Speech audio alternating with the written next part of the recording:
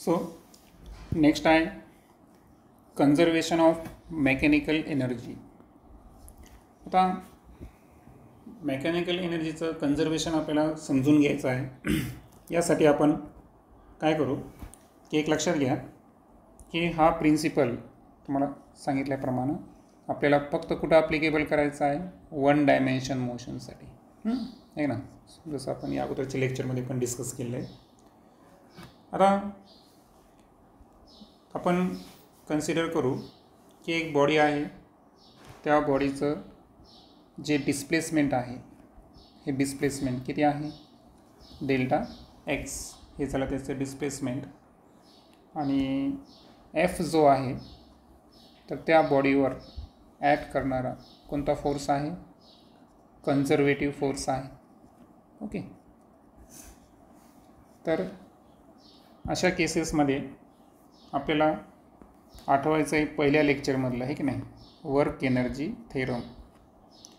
आणि work energy थेरमनुसार जर गेलो आपण तर आपल्याला माहीत आहे चेंज इन कायनेटिक एनर्जी, बरोबर आहे का. तर हे वर्क डनचं काय असतं, इक्वल असतं. वर्क डन असतं फोर्स इंटू डिस्प्लेसमेंट. फोर्स आहे एफ आहे ना, एक्सच्या फंक्शन असेल तो, आणि इंटू डिस्प्लेसमेंट काय आहे, डेल्टा एक्स. सपोज हे आहे आपलं इक्वेशन नंबर 1 वर्क एनर्जी थेरमनुसार.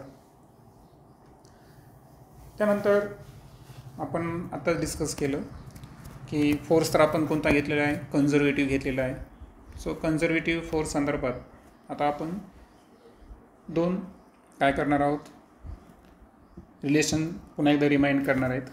पहिलं रिलेशनशिप जे असेल ते असेल पोटेन्शियल एनर्जी संदर्भात, आणि ते रिलेशनशिप आपण जाणून घेतलं होतं की पोटेन्शियल एनर्जी आपण पाहिलं होतं निगेटिव्ह वर्क डन. करेक्ट, काय पाहिलं होतं आपण, ते निगेटिव्ह वर्क डन पाहिलं होतं, आठवत असेल तुम्हाला. सो आपण लिहिलं होतं की delta V is equal to minus F X into delta X. Equation number आपण 2 घेऊ. आता ओव्हरऑल काय होतं की राईट हँड साईड सारखे येण्यासाठी मी याच्यात थोडं चेंजेस करतो. पहा, याला negative delta V is equal to F X into delta X लिहितो. मग आता इक्वेशन नंबर 1 आणि 3 यांच्या राईट हँड साईड कशा आहेत बरं, सारखे आहेत, बरोबर. मग आता लेफ्ट हँड साईडसुद्धा कसे असले पाहिजे, सारखे. आणि त्यावरून आपण लिहू शकतो की delta K is equal to minus delta V, किंवा याला जर आपण लेफ्ट हँड साईडला घेतलं तर delta K plus delta V is equal to काय नाही म्हणजे काय राहिलं, 0. किंवा डेल्टा जर कॉमन काढला तर कायनेटिक एनर्जी प्लस पोटेन्शियल एनर्जीमधला जो चेंज आहे तो काय आला, 0 आला.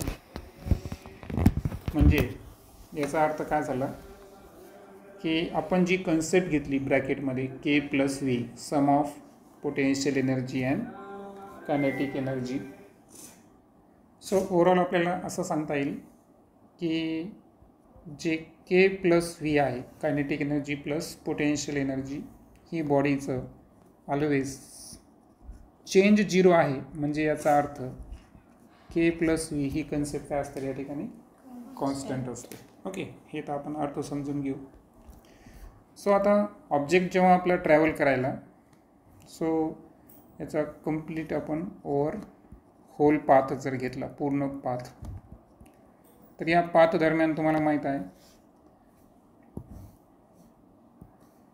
सो पाथ जे आहे सुरुवात कुठून होते, एक्स आय पासून, फायनल काय आहे एक्स एफ, बरोबर आहे. डेल्टा एक्सची आपण ही रेंज घेत असतो. तर एक्स आयकडून एक्स एफपर्यंत जात असताना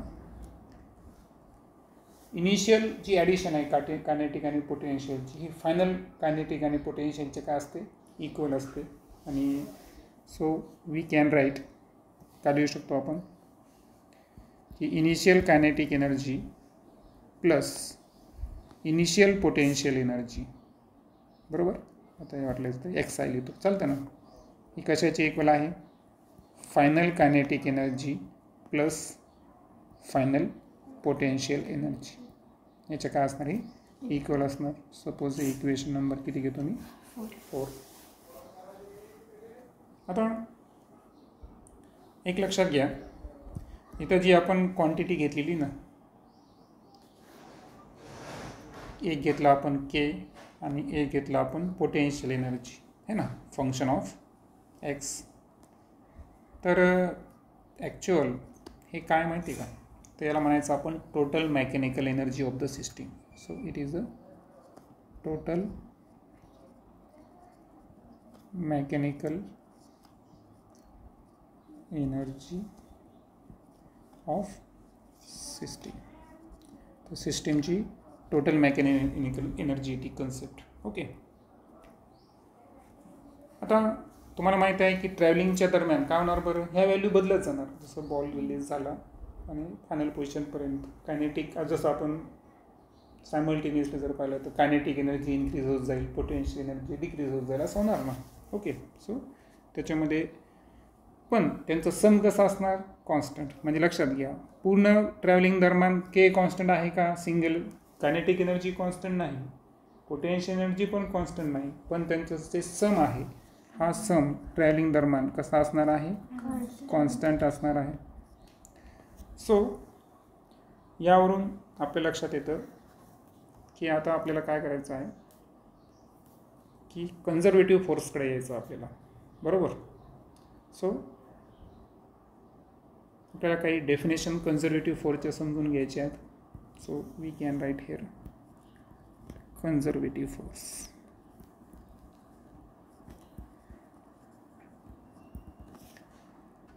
आता जी पहिली डेफिनेशन आहे ती पहिली डेफिनेशन काय सांगते की फोर्स जे आहे हा कन्झर्वेटिव्ह केव्हा असतो,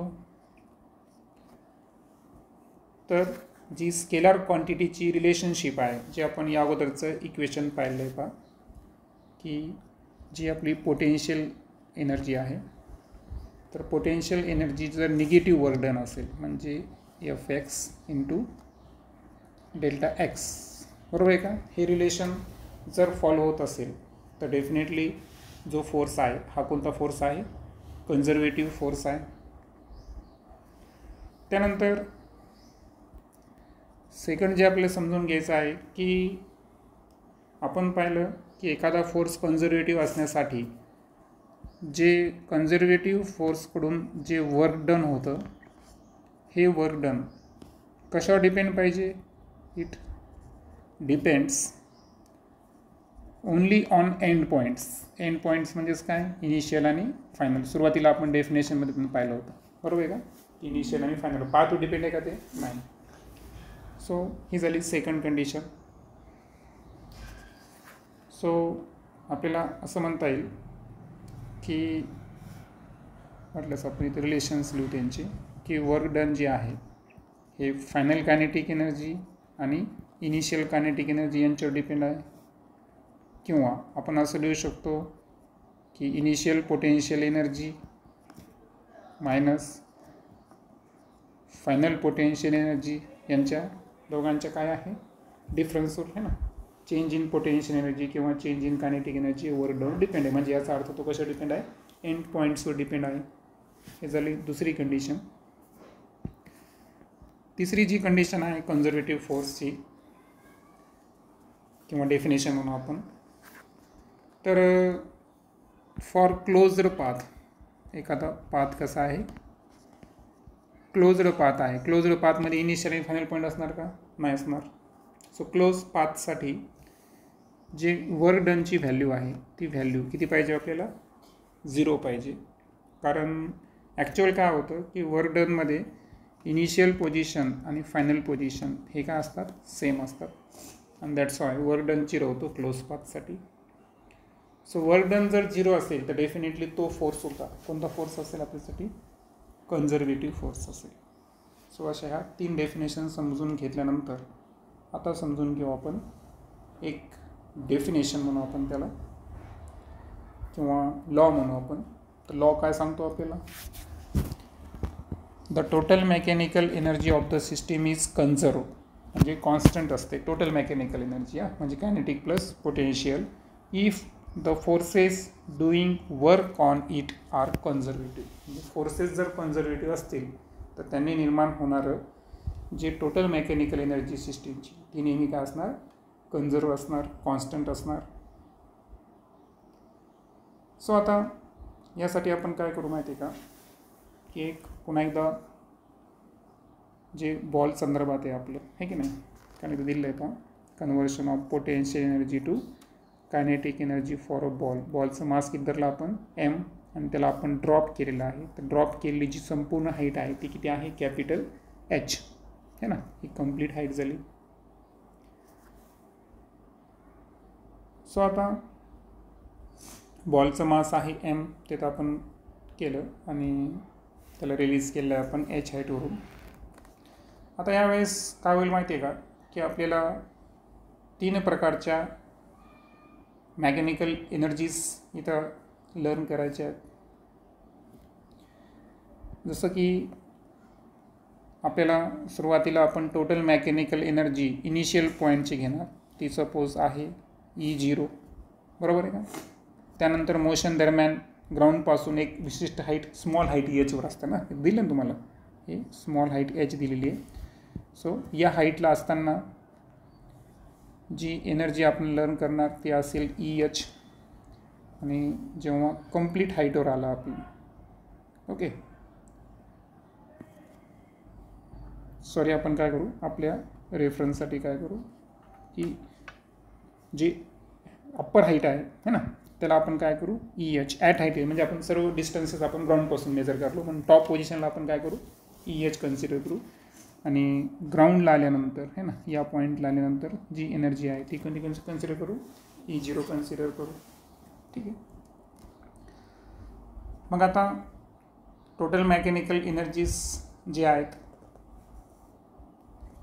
तर ही आहे mechanical energy at height 0, correct.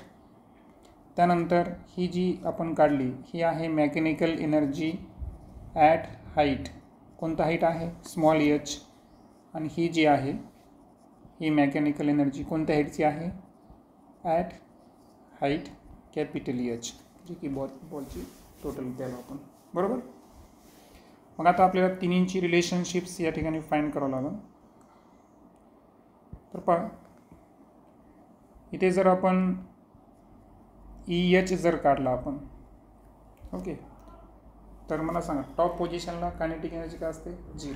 That's why इथं फक्त पोटेन्शियल एनर्जी असेल आणि त्याची व्हॅल्यू काय असेल, mg capital H, which is our equation number 1. त्यानंतर मोशन दरम्यान जिथेही आपण असू तिथं दोन्ही एनर्जी असेल, काही पार्ट जो आहे पोटेन्शियलचा कशामध्ये कन्वर्ट झाला, कायनेटिकमध्ये, पण काही पार्ट अजून त्याच्याकडे पोटेन्शियल म्हणून शिल्लक आहे. So that's why at height H मध्ये आपल्याला शिल्लक राहिलेलं जे असेल ते काय असणार, mgh, कारण अजून बॉल सरफेसपासून एच हाईटला आहे आणि जे कन्वर्ट झालेला पोर्शन आहे तर त्याला आपण हाफ mv² घेऊ, पण लोअर केसमध्ये h घेऊ, कारण व्हेलॉसिटी ॲट पॉईंट h, कारण दिलं आहे या पॉईंटला व्हेलॉसिटी काय आहे, vh आहे. तर हे इक्वेशन नंबर काय झालं आपलं 2. आणि थर्डमध्ये जर पाहिलं आपण तर पोटेन्शियल एनर्जी ऑलमोस्ट 0 झाली है ना, बॉल टोटली कायनेटिक एनर्जीमध्ये कन्वर्ट झालेला आहे. सो त्या पॉईंटची व्हेलॉसिटी आपण f घेतलेली आहे. सो आपली फॉर्म्युला काय असेल, हाफ mv², परंतु ते f असेल. हे इक्वेशन नंबर किती आपल्याकडे 3. आता हे 3 इक्वेशन जे आहे ते घेतल्यानंतर आता कॉन्स्टंट फोर्स जे आहे तर त्याची एक स्पेशल केस असते की आता इथे लक्षात घ्या की कॉन्स्टंट फोर्स जी आहे ना ती स्पेशल केस आहे, स्पेशली डिपेंडंट फोर्स Fx. म्हणजे त्याचा काही विचार नाही करायचा, फक्त एक कॉन्स्टंट फोर्स Fx आहे तो आपल्याला कन्सिडर करायचा आहे, ठीक आहे. त्याला तर इथं येणार बी नाही, कारण ॲक्च्युअल आपल्याला मेकॅनिकल एनर्जी कन्झर्व होते. सो म्हटलंच लिहू आपण की कॉन्स्टंट फोर्ससाठी जी मेकॅनिकल एनर्जी आहे ही ऑलवेज कॉन्स्टंट असते, म्हणजेच ती काय असते, कन्झर्व असते. सो आता अशा केसमध्ये आपल्याला माहीत आहे की इक्वेशन 1 आणि 3 हे एकमेकांच्या काय असणार, इक्वल असणार. बरोबर, या अगोदरच्या केसमध्ये पण आपण स्टडी केलेला आहे. So EH is equal to E0. आता EHचा जो फॉर्म्युला होता तो काय होता, mgh इक्वेशन नंबर 1 नुसार, आणि इकडे फॉर्म्युला आहे हाफ mv². फायनल घेतली आपण. मग इथं आपल्याला गेट काय होतील या ठिकाणी, कॅन्सल, आणि यामध्ये VF² व्हॅल्यू जर काढली आपण तर काय असेल ती 2gh, or we can write VF is equal to under root 2gh. आता हे होत असताना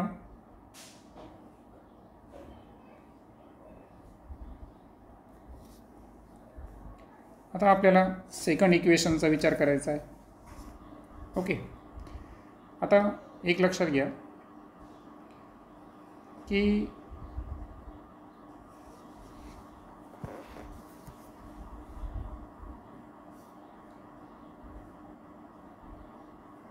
हे जे आपलं इक्वेशन आहे EH आणि हा EH, हे सुद्धा दोन काय आहेत, मेकॅनिकल एनर्जी आहे. ते सुद्धा कसे असणार, एकमेकांच्या कन्झर्व म्हणजे इक्वल असणार. बट आता या केसमध्ये काय होणार का, की एक रिलेशनशिप आपल्याला ऑब्टेन होणार आहे. ओके, ती कशी ऑब्टेन होईल ते आता आपण लर्न करू. सो आता सेकंड केससाठी ओके, सो इथं मी काय शब्द देतो फर्दर. ओके, सो फर्दर जर पाहिलं आपण तर आपल्याकडे रिलेशनशिप आहे EH is equal to EH. Correct. So EHची व्हॅल्यू काय आपल्याकडे mgh, इकडे काय व्हॅल्यूज आहेत mgh plus half mv² at height EH घेते ना आपण 1 आणि 2च्या राईट हँड साईड घेतल्या. आता इथे काय करायचं आपल्याला, कॉमन फॅक्टर बघायचा आहे. So mgh is equal to काय येईल कॉमन, याच्यात m कॉमन येईल. सो इन ब्रॅकेट काय असेल gh plus half vh². That's why we get cancel. त्यानंतर हाफ VH² ची किंमत जर घेतली आपण हाफ VHची, तर हा GH प्लस तिकडे काय होणार minus. So GH minus G small h. बरोबर, दोन भागा करत आहे, अपोजिट साईडला गेल्यावर मल्टिप्लिकेशन आणि G कॉमन काढू. So VH² is equal to 2, G common निघाला ना, कंसात काय असेल H minus small h. Suppose this is equation number 5. Okay, so या पद्धतीनं आपण हे पण इक्वेशन ऑब्टेन केलं. आता एक लक्षात घ्या, तर हे झाले रिझल्ट्स है ना.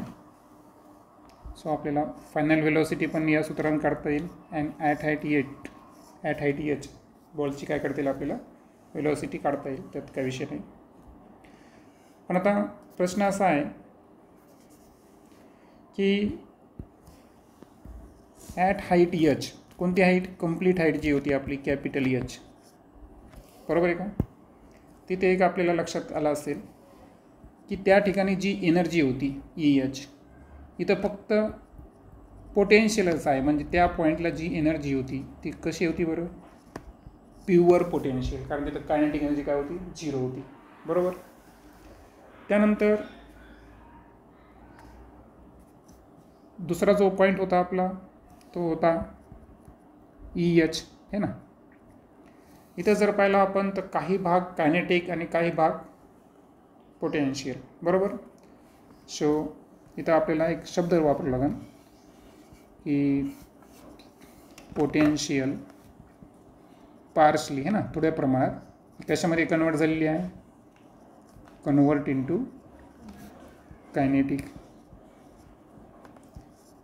आणि फायनली जर केलं आपण तर ग्राउंड लेवलला 0 लेवलला तर पोटेन्शियल एनर्जी ऑलमोस्ट 0 झाली. सो ग्राउंड लेवलला असणारी जी एनर्जी आहे ही काय आहे, फुल्ली कायनेटिक. चालतं ना हा शब्द वापरला. सो ती आहे फुल्ली कायनेटिक.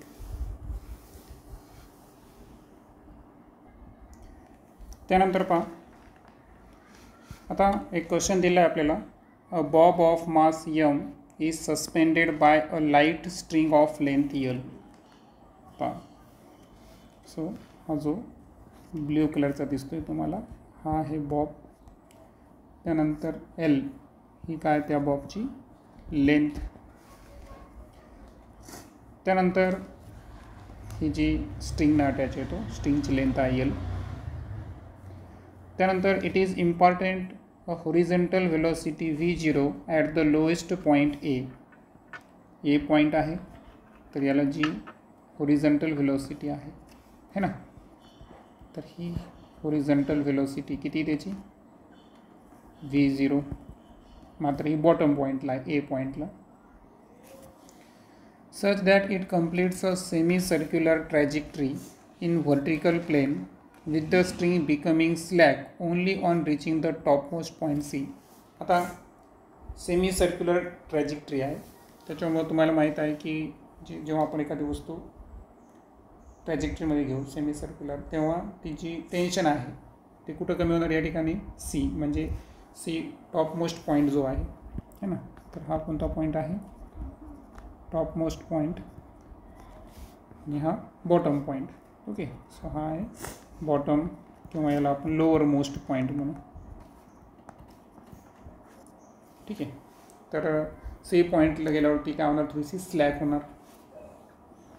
आता आपल्याला काय करायचं आहे, v0 म्हणजे हॉरिझॉन्टल वेलोसिटीसाठी एक्सप्रेशन ऑब्टेन करायचं आहे. त्यानंतर बी आणि सी, आता बी एक पॉईंट दिला आहे आपल्याला. ओके, त्याला आपण मिडवे पॉईंट कन्सिडर करू है ना, कुठंतरी मधला पॉईंट. सो मिडवे पॉईंट घेऊ आपण त्याला. So Midway position. तर स्पीड ऑब्टेन करायची आहे. त्यानंतर कायनेटिक एनर्जी जी आहेत कोणत्या कोणत्या पॉईंटची, बी आणि सी पॉईंटचं आपल्याला त्याचा रेशो फाइंड करायचा आहे. त्यानंतर नेचर ऑफ ट्रॅजेक्टरी आपल्याला फाइंड करायची आहे बॉबची, जेव्हा तो कोणत्या पॉईंटला असेल, सी पॉईंटला असेल. एवढे काही टास्क आपल्याकडे आहेत. आता एक एक पॉईंट आपण सध्या समजून घेऊ. आता इथे एक लक्षात घ्या की जे बॉब आहे ओके, त्यावर 2 फोर्स ॲक्ट होत आहे सध्या. तर पहिला फोर्स, 2 एक्सटर्नल फोर्स जे ॲक्ट करायले, तर एक असेल ग्रॅव्हिटी आणि दुसरा असेल टेन्शन. बरोबर, असे 2 फोर्स ॲक्ट होत असतात. परंतु जे बॉबचं डिस्प्लेसमेंट आहे ना, तर बॉबचं डिस्प्लेसमेंट हे स्ट्रिंगला नेहमी काय असतं माहिती आहे का, परपेंडिक्युलर असतं. लक्षात घ्या की बॉबचं जे डिस्प्लेसमेंट व्हायला या ठिकाणी विथ द स्ट्रिंग, म्हणजे बॉब जर इकडे चालला तर हे स्ट्रिंग इथं दोघांमध्ये काय व्हायला या ठिकाणी 90 डिग्रीचा अँगल तयार व्हायला, म्हणजे डिस्प्लेसमेंट आणि फोर्स यामधला अँगल किती यायला 90 डिग्री. आणि अशा वेळेस वर्क डन काय असतं, 0 असतं. बरोबर. सो टेन्शन जे आहे तर या टेन्शनला आपण विचारात घेणार नाही, आणि म्हणून आता आपण जे बॉबवर जे फोर्स ॲक्ट करायला ते कोणता विचारात घेणार, फक्त ग्रॅव्हिटी. ओके. सो ओव्हरऑल जर पाहिलं आपण तर जे पोटेन्शियल एनर्जी आहे बॉबची, so potential energy is associate, ही फक्त असोसिएट आपण कोणासोबत करणार असतं, ते फक्त gravitational force. Okay. So gravitational force संदर्भात असोसिएट करणार.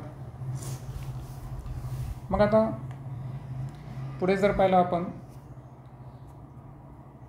तर जे टोटल मेकॅनिकल एनर्जी आहे ही नेहमी काय असते, कन्झर्व असते. हे आपण पाहिलेलं आहे. बरोबर आहे का, म्हणजे कोणत्याही पॉईंटला घ्या, ईची व्हॅल्यू काय असणार, कंजर्व असणार, टोटल मेकॅनिकल एनर्जी म्हणजे कायनेटिक प्लस पोटेन्शियल दोघांची बेरीज. सो आता आपण काय करू, सुरुवात करूया आपण लोएस्ट पॉईंट ए पासून. सो लोएस्ट पॉईंट जो आहे तो कोणता पॉईंट आहे, ॲट पॉईंट ए. आता ए पॉईंटला जर पाहिला आपण तर आपल्याला माहीत आहे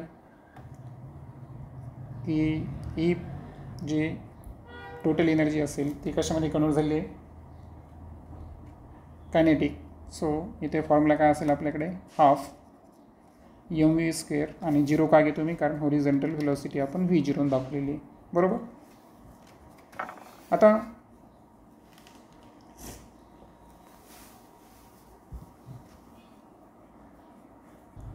सेंट्रिपिटल फोर्स ही कन्सेप्ट आपण शिकलेली याच्या अगोदर है ना. तर आता इथे पहा, फिगरमध्ये येऊ आपण. फिगरमध्ये mg जो आहे तो कोणत्या डायरेक्शनला आहे, डाऊनवर्ड डायरेक्शन. आणि टेन्शन इन द स्ट्रिंग जी आहे टी आहे ती कुठं आहे, अपवर्ड डायरेक्शन. म्हणजे हे दोन्ही एकमेकांच्या अगेन्स्ट काम करायले. परंतु नेसेसरी सेंट्रिपिटल फोर्स जो आहे तो या टेन्शनमधून आपल्याला जर mg मायनस केला आपण है ना, कारण त्या टेन्शनची व्हॅल्यू कशी असणार, इथं जास्त असणार टेन्शन जो आहे, कारण mgची व्हॅल्यू जास्त असतं तर तो खाली पडला असता ना. म्हणजे इथं टेन्शन जे आहे ते काय आहे, ए पॉईंटला असताना ग्रेटर आहे. म्हणजे याचा अर्थ सेंट्रिपिटल फोर्सचा फॉर्म्युला mv²/r. परंतु इथं r म्हणजे कोण आहे, आपली लेंथ आहे, येते ना लक्षात. सो आणि नेसेसरी सेंट्रिपिटल फोर्स जो इथं प्रोव्हाइड केला गेला तर तो प्रोव्हाइड केला गेला टेन्शन मायनस mgनं. सो आपण इथं लिहू शकतो की TA minus mg is equal to necessary centripetal force म्हणजेच mv²/r. r म्हणजे कोण आहे आपल्याकडे, L आहे. आणि ॲटलीस्ट याचं रिझन आपण लिहू शकतो हे न्यूटनच्या सेकंड लॉ नुसार. आता ओव्हरऑल जर पाहिलं आपण, आता जाऊया आपण या इक्वेशनला 1 नंबर नाव देऊ आपण. आता जाऊ आपण हायेस्ट पॉईंट सी वर. Okay, so highest point C. आता हायेस्ट पॉईंटला सीला जर पाहिलं आपण तर आपण अगोदर सांगितलं की इथं सांगितलं आहे पहा की काय व्हायली बरं, तिथं स्ट्रिंग स्लॅक व्हायली. ओके, सो स्ट्रिंग स्लॅक व्हायली याचा अर्थ काय झाला की जे टेन्शन आहे स्ट्रिंगमधलं ते काय झालं, त्या ठिकाणी 0 झालेलं आहे. ओके, सो जे टेन्शन आहे, टेन्शन ॲट पॉईंट सी ची व्हॅल्यू काय झाली आपल्याकडे 0 झालेली आहे. आणि म्हणून सी पॉईंटला जर आपल्याला एनर्जी काढायचं असेल तर एनर्जी काढताना आपल्याला काय करणार, दोन्ही गोष्टी असणार आपल्याकडे, कायनेटिक प्लस पोटेन्शियल. तर पाहता ए पॉईंटला असताना कायनेटिक एनर्जी कोणती होती, हाफ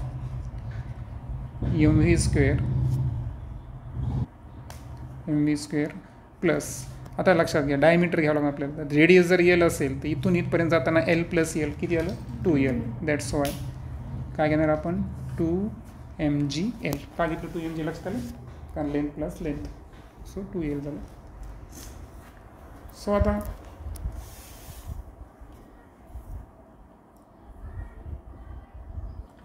त्यानंतर आता आपण इथं पाहिलं की TC 0 झाला तर नेसेसरी सेंट्रिपिटल फोर्स कोणी प्रोव्हाइड केला, फक्त mgनं प्रोव्हाइड केलं, कारण TC 0 झाला ना. नेसेसरी सेंट्रिपिटल फोर्स कोणी प्रोव्हाइड केला, mgनं. आणि नेसेसरी सेंट्रिपिटल फोर्स म्हणजेच काय झालं, mv²/r. इथं काय घेणार आपण mvc²/L. कारण लक्षात घ्या सी पॉईंटला असणारी स्पीड कोणती घ्यालो आपण, vc. जसं या पॉईंटला काय घेतलं होतं आपण, v0 घेतला होता हॉरिझॉन्टल पॉईंटला, लक्षात आलं. सो पहिलं इक्वेशन कशावरून तयार केलं बरं आपण, कन्झर्वेशन ऑफ फोर्सवरून. आणि सेकंड इक्वेशन कशावरून, नेसेसरी सेंट्रिपिटल फोर्स. टेन्शन काय याच्यामध्ये 0 आहे. सो ही व्हॅल्यू आपल्याला काय करायची माहिती आहे का, आता इक्वेशन नंबर 2 मध्ये पुटअप करायची. ओके, सो ही व्हॅल्यू आपण पुटअप करूया. सांगा बरं, E इज इक्वल टू हाफला किंवा इथं थोडं रिअरेंज करू आपण याला. रिअरेंज केल्यावर सांगा बरं एम व्ही स्क्वेअरची व्हॅल्यू काय असेल.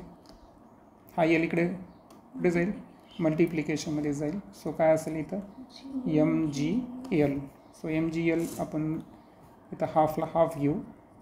एम व्ही स्क्वेअरच्या ऐवजी काय घ्यालो मी एम जी एल प्लस किती आहे 2 M G L. So common M G L निघेल आणि आपल्याला माहिती आहे की हाफ प्लस 2 बरोबर. या हिशोबानं जर गेलो आपण तर 2 2 जा 4 प्लस 1 इज इक्वल टू काय आलं 5/2 एम जी एल. ही आली व्हॅल्यू बरोबर. हे आपलं इक्वेशन नंबर 3. म्हणजे याचा अर्थ आपल्याकडे एनर्जीची एक व्हॅल्यू आली 5/2 एम जी एल. ही कोणत्या पॉईंटची आहे, सी पॉईंटची आहे. ओके. आता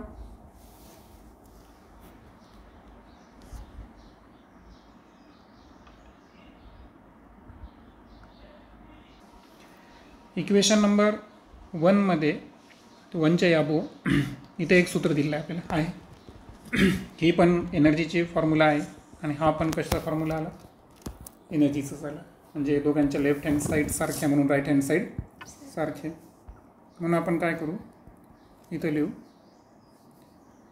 5/2 M G L is equal to काय लिहिता येईल आपल्याला 1/2 एम V0 स्क्वेअर जी होरिझॉन्टल वेलोसिटी होती. 2 2 काय होतील इथं कॅन्सल, एम गेट कॅन्सल आणि सो V0 स्क्वेअरची व्हॅल्यू काय येते 5GL करेक्ट. आणि यावरून V0ची किंमत जर काढली आपण तर ती किती आली बरं 5GL करेक्ट. आता पुन्हा एकदा आता आपल्याला काय काढायचं आहे V0 तर काढला आपण, आता सी पॉईंटची काढून घेऊ. आता VC काढण्यासाठी मला सांगा आता आपल्याकडे एक रिलेशनशिप येतं. काय रिलेशनशिप आहे सांगा बरं. MVC square is equal to MGL आहे एक रिलेशनशिप. यामध्ये एमला कॅन्सल करा बरं. VC स्क्वेअरची किंमत काय येईल GL आणि यावरून VCची किंमत काय येईल GL. सो आता आपल्याकडे 2 इक्वेशन्स आहेत. इक्वेशन नंबर 4 काय द्यायला आपल्याला horizontal velocity at bottom point. आणि हा जो इक्वेशन आहे equation number 5 velocity at bottom at top most point C बरोबर ना. टॉप मोस्ट पॉईंट सी वरची द्यायला.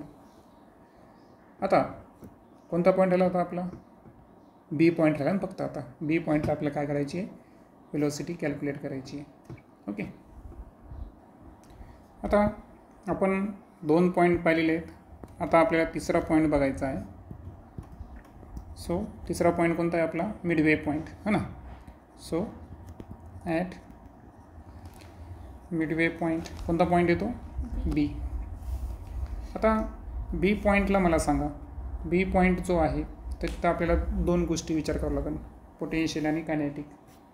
बी पॉईंटला आपण जेव्हा पोटेन्शियल एनर्जी घेऊ तेव्हा ती काय असेल MGL. कारण बी पॉईंट जो आहे तुम्हाला माहिती नाही तर लेंथचा विचार करणार आपण त्यामुळे पोटेन्शियल एनर्जी MGL असणार आणि कायनेटिक एनर्जी काय असणार हाफ MV स्क्वेअर. लोअर केसमध्ये काय घेणार आपण B. So that is the potential and kinetic.